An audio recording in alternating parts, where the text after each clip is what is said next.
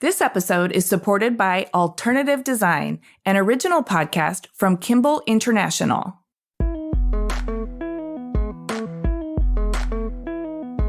Hi, everyone. I'm Amy Devers, and today on Clever, we're sharing a special episode of a podcast we think you'll love. Alternative Design explores the power of foresight in design to create future-ready spaces. In each episode, host Kaelyn Reid, an interior designer and certified futurist, talks to diverse voices to discover the ways our world is changing and uncover insights that will influence the built environment of tomorrow. My favorite thing about alternative design is the very premise, divining inspiration from outside of the design industry in order to ensure the design choices of the built environment are truly a reflection of the needs of an evolving society. I just finished listening and found myself cheering out loud. Today, we're presenting Alternative Design, Crafting Culture and Belonging, Part 1. This is part 1 of a special 2-part series that takes you on a tour of the craft beer world, specifically to understand what microbreweries have to teach us about community, belonging, and the future of work. It's both fascinating and strikingly obvious when you're reminded that, when you get down to it, what humans really crave is a sense of belonging and a place to connect, even if they're working. Get ready to learn all about how beer geographies and fermented landscapes have a profound and reciprocal impact on the weave of our social fabric. And duck out to support your local watering hole as soon as you get the opportunity. Search for Alternative Design in your podcast player. We'll also include a link in the show notes. Many thanks to Kimball International for their support. And now, here's Alternative Design. There are these, by definition, regional or local economic entities that create spaces, literal spaces for people to gather and to enjoy things together, but also kind of figurative spaces of community where people can be like, oh, that's my brewery or that's my brewer. Or, you create these connections with people that are by definition local. That's what a microbrewery is. Welcome to the Alternative Design Podcast, where we explore the power of foresight and design to create future-ready spaces. In each episode, we talk to diverse voices to discover the ways our world is changing and uncover insights that will influence the built environment of tomorrow. I'm your host, Kaelyn Reid, an interior designer and certified futurist, and I want to help designers think like futurists so we can take actionable steps today to become makers of a better future.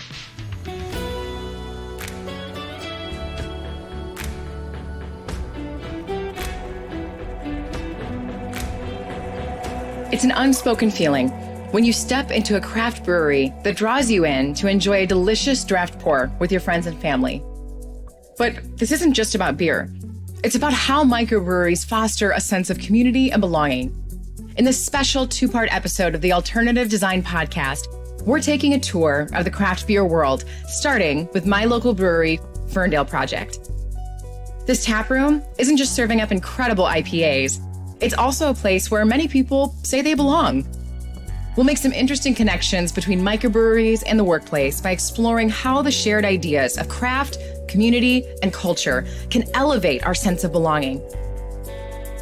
Join us as we toast to the craft beer movement, a quest for quality ingredients, diverse flavors, and the unmistakable touch of the local community, an echo in today's hybrid work era. This is episode 18, Crafting Culture and Belonging, Part 1.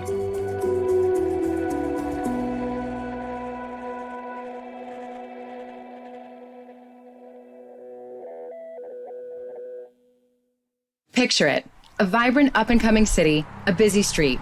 It's a place familiar yet evolving, anchored by a unique establishment that seems to be a magnet for laughter, connection, and belonging. You make your way to the counter, where a list of uniquely crafted IPAs brewed from a variety of locally sourced ingredients are on a chalkboard. You can't choose just one, so you have to try mini versions of all of them to share with your friends. After handing you a flight board full of samples, you exchange a smile with the brewer and pass the play area, where parents are perched on a bar overlooking their toddlers bouncing up and down on risers. You make your way to the fenced-in patio, where dog owners have filled every available seat with their trusted companion by their side. There's an open seat next to the fire pit, which on a cool day in October feels like the coziest choice to hang out. This isn't just a microbrewery. This is my local brewery, Ferndale Project. And I don't think I've ever been in a physical place that I've experienced a greater sense of belonging in. And I'd like to share my thoughts on why.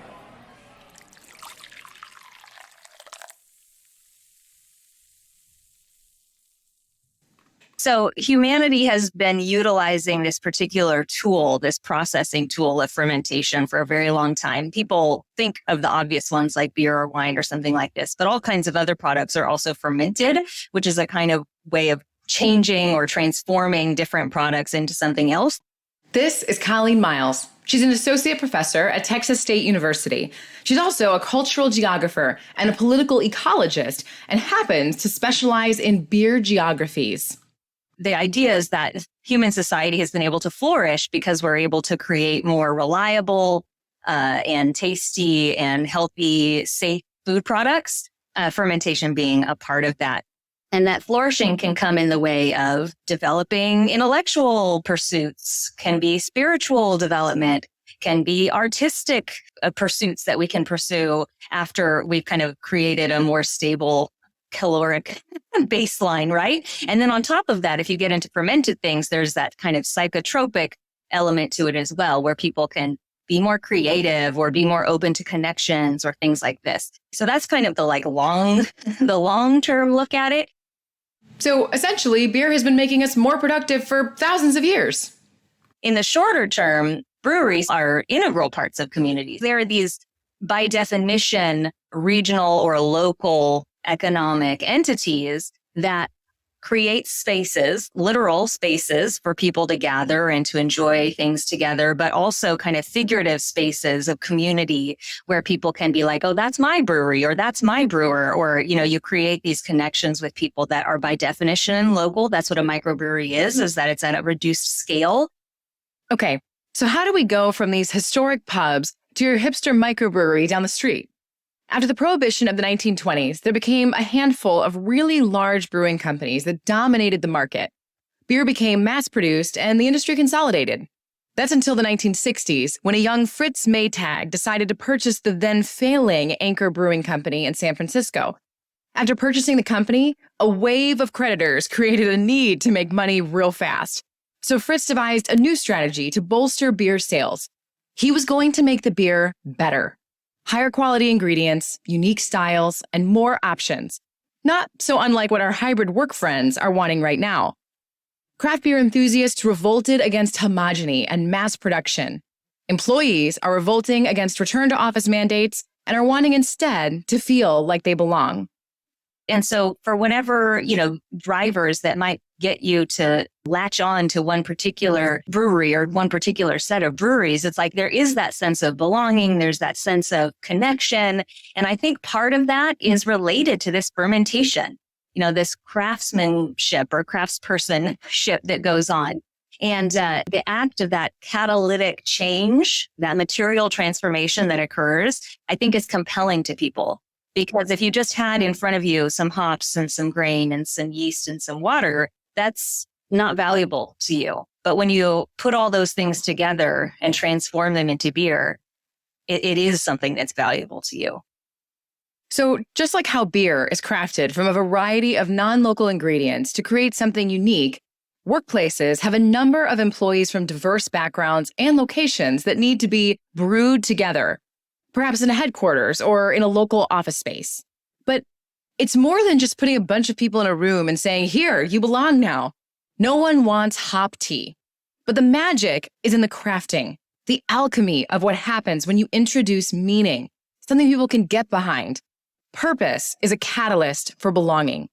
If you have a workplace where there's people that are independent units, but then they're supposed to come together toward a shared mission or a shared goal or something, what factors are allowing them to make those connections, to create those synergies, to, make a greater outcome from their shared individual inputs. And that's like exactly what fermentation is about, right? I mean, it's a useful metaphor, even in that circumstance that seems like it has nothing to do with fermentation, because it does, right? Because those individual ingredients of beer that I listed off are nothing until you've brought them together in the right way, in the right temperature, by the right actant, stored for just the right amount of time. So there's certain things you have to do to make the beer become beer. I believe a sense of belonging is a critical factor to making that greater outcome Colleen is referring to. A shared sense of purpose or interest can act as a catalyst in the brewing process, if you will. A year out from the Great Resignation, we're still seeing employees wanting greater transparency and personal purpose and values. According to a survey done by Gartner earlier this year, 82% of employees said it's important for their organization to see them as a person, not just an employee. But only 45% of employees believe their organization actually sees them this way. What can companies do to nurture a communal sense of purpose? Well, what are breweries doing? The study you're referring to, I believe, is the advocacy and brewing change work that we've been doing, me and some of my grad students. And the axes or domains that we found breweries were conducting in were economic and environmental and social or community. But when we got down into it, breweries are advocating for all kinds of different issues. And many of it's like based around what's pertinent in their own community, which just further, strengthens that notion that we've had for some decades now that breweries are firmly established in their communities.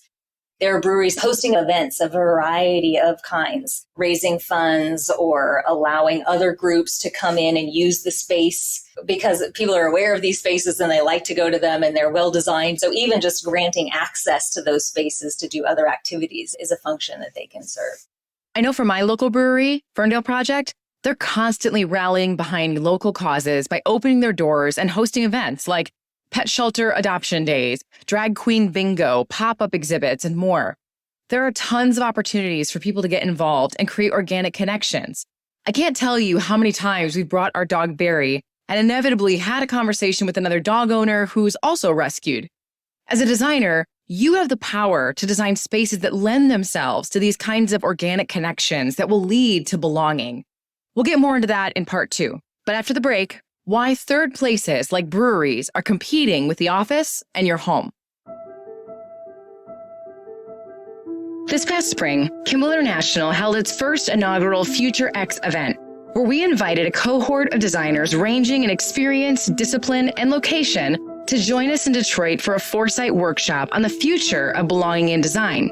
One of the questions we asked each designer was, what are you most excited or concerned about regarding the future? The stuff that excites me about the future is reimagining and re-envisioning a place and how we connect to our community. I think for so many years we've been stuck in this way of living, and it's exciting to think about how we can change those things. And then also having choice and freedom at work as well, which has evolved. And then a few things that concern me, I think relying and becoming codependent on technology to solve all of our problems, which I'm afraid of disconnecting from humans and kind of forgetting how to have those spontaneous moments in everyday life and losing a sense of unknown with everyday life as well. This is Tess Albin, and I work for HDR in Denver as an interior design coordinator, and you are listening to the Alternative Design Podcast.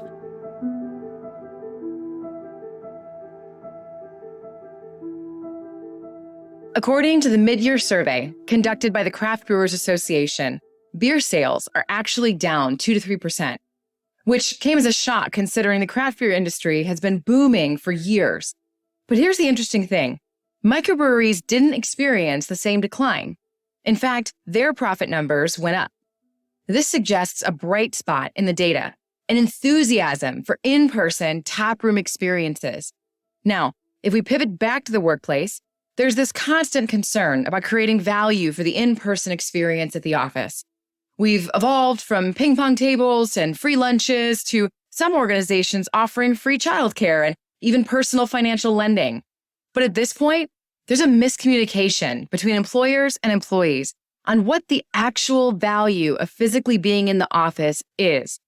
We've all read the articles about CEOs who are making blanket statements with zero data and very little success rates. We have to stop forcing value that just isn't there. But here's the interesting thing. People do actually want to be in person. It's just not always at the office. Now, before you hit stop, stay with me here because I'm not saying in any way that the office is not relevant. In fact, you'll find that I'm saying the opposite. But according to this year's research from Swinburne University of Technology, they found that on average, people are working in third places, breweries included, 2 to 3 times per week and staying roughly 15 minutes to 4 hours. The top benefits that workers cited was the mental reset, community, and the social connections they provide. The respondents also said that working from a third place positively impacted their overall well-being. Am I saying that offices are irrelevant? Absolutely not. Quite the contrary. I think offices of the future will be more relevant than ever before if we can embody the sense of community and belonging that people are searching for. Kind of like what my local brewery, Ferndale Project, has done. So we opened our first brewery, Eastern Market Brewing Company, in 2017. And by 2018, 2019, we had run out of capacity and we started looking for a second location. This is Dayne Bartsch, founder and managing partner of Elephant & Co., the parent company to Eastern Market Brewing Co. and Ferndale Project. And right around that time, a brewery that existed in Ferndale called Axel had announced they were closing. Axel had also done a really good job creating a sense of community at their location. When they announced that they were closing, people were distraught. And so we saw a huge opportunity there to continue that community feeling that they had already built. And we struck a deal to take over that space. And you had used the term third place, which I think Starbucks kind of made famous. And so we had talked about that a lot and wanted to continue that from what Axel had created. I will say that we essentially took all the funds we had to take on the space. And so we didn't really have much budget for any changes or design.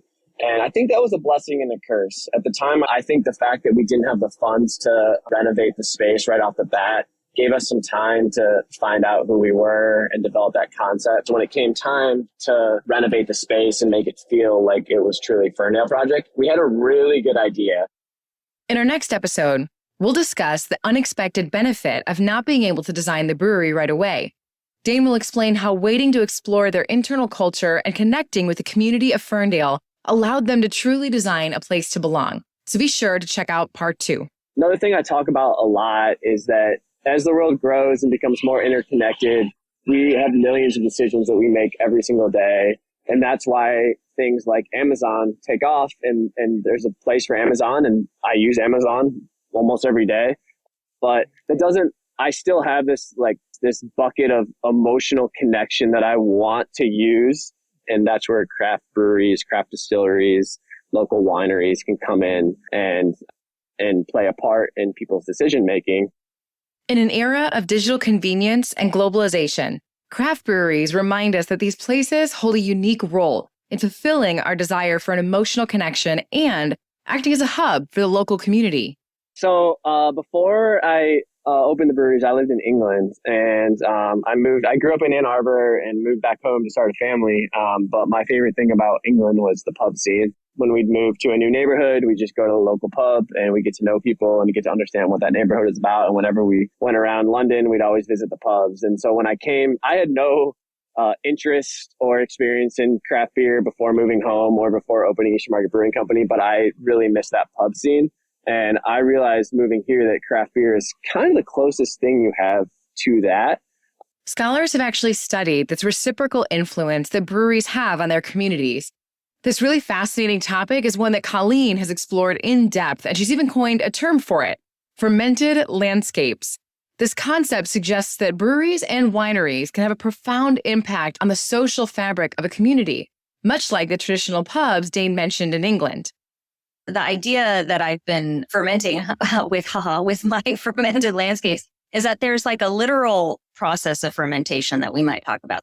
There's also a metaphorical process of transformation that you can talk about. There was, in my dissertation research, I did this comparative case study of land use change in this particular county in the Sierra Nevada foothills of California. And, blah, blah. That was a lot of stuff. I talked about the rural-urban interface and all this kind of thing. But one of the cases was a winery that had been ranch land prior to that. And it was turned into a winery, vineyard winery, and an event center in this kind of relatively small community.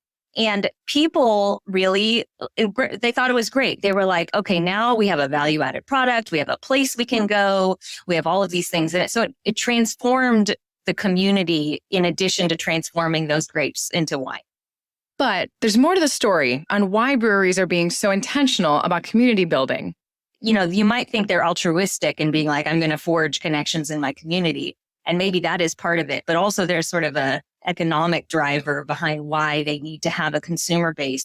If you think about food and agriculture production in general, there's sort of short supply chains and there's longer supply chains. That's, they're like going to, by necessity, be a shorter supply chain because they need to get their product into the hands of the consumers relatively quickly. And so their need to have that short supply chain also reinforces and creates that value-driven notion of having the connection to community. What else they're doing? Hosting events, lots of hosting of events, a variety of kinds, raising funds or allowing other groups to come in and use the space because people are aware of these spaces and they like to go to them and they're well designed. Being a design person on that end, they're welcoming spaces that people are familiar with. So even just granting access to those spaces to do other activities is a function that they can serve.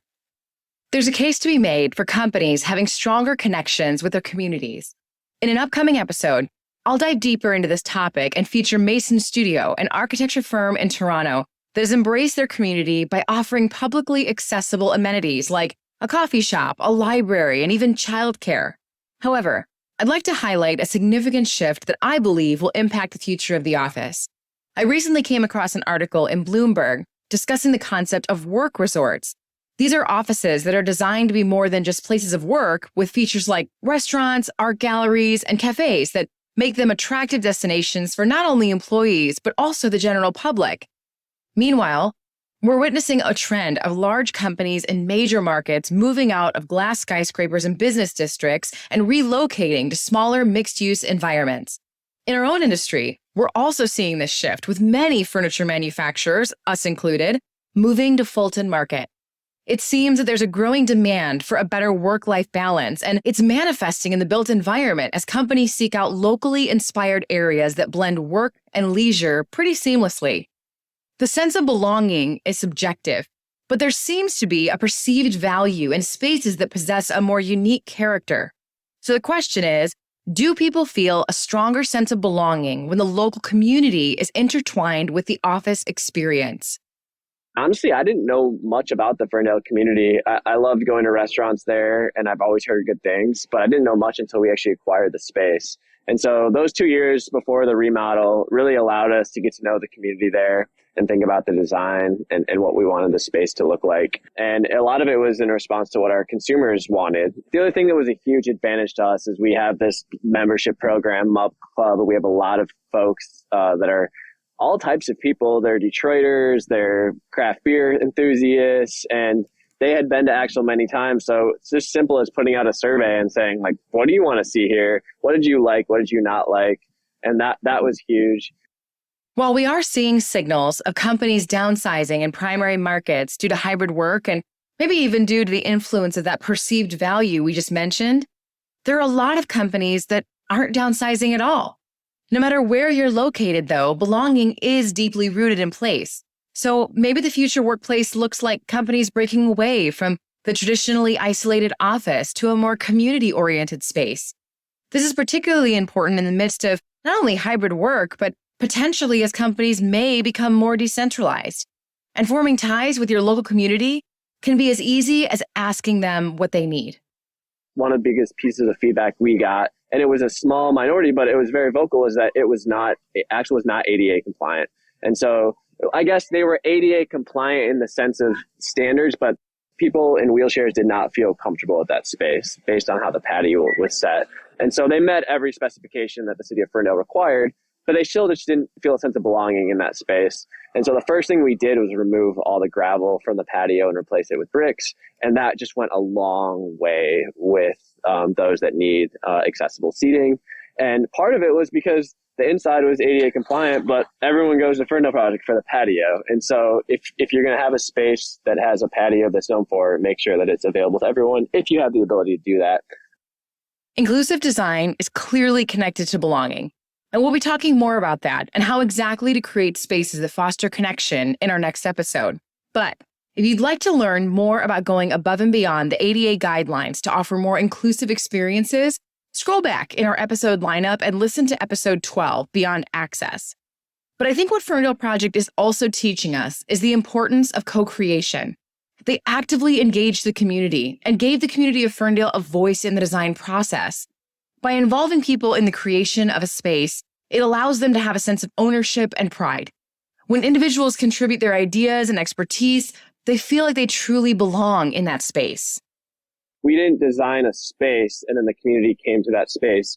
We met the community unintentionally because of the pandemic, but we met the community, learned about the community, and then created a space that reflected what the community wanted.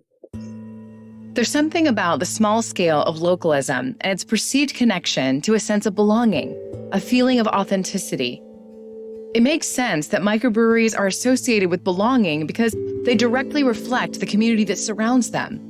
We could continue to see companies relocate to more compact, hospitality-driven areas, just like we might see companies choose to stay and rethink their office footprint to be more accessible to the public. But I think what we need to be watching for is the potential for new client opportunities, with data pointing to a continuing demand for third places. It seems like we've been talking about hospitality-injected spaces for a long time, but I believe we could see places like cafes, hotels, and yes, breweries needing workplace strategists to transform these inviting spaces into functional places to work from. I mean, I could easily see hospitality spaces needing to offer more private desking in addition to the community tables you often find at these locations. But for now, we'll continue our first-hand look at Ferndale Project in our next episode and unveil our latest research in collaboration with Origami on some of the neuroscience of belonging and why culture is a critical piece of the puzzle. A question that is worth asking is productivity a trap today? Are we as human beings innately motivated by the word productivity or by what it represents? No. But we are motivated by things like culture and need to belong. That's it for this episode. Stay tuned for part 2 of Crafting Culture and Belonging. A big thank you to Senior Foresight Manager Mark Bryan at Future Today Institute for helping us learn and adapt their signal collection, trend development, and scenario frameworks as we develop the content for these episodes. This episode was produced by myself, Andrew Reid, and Brandy Small. Audio production and scoring done by Andrew Reid. Alternative Design Podcast is, of course, brought to you by Kimball International. Thanks for listening.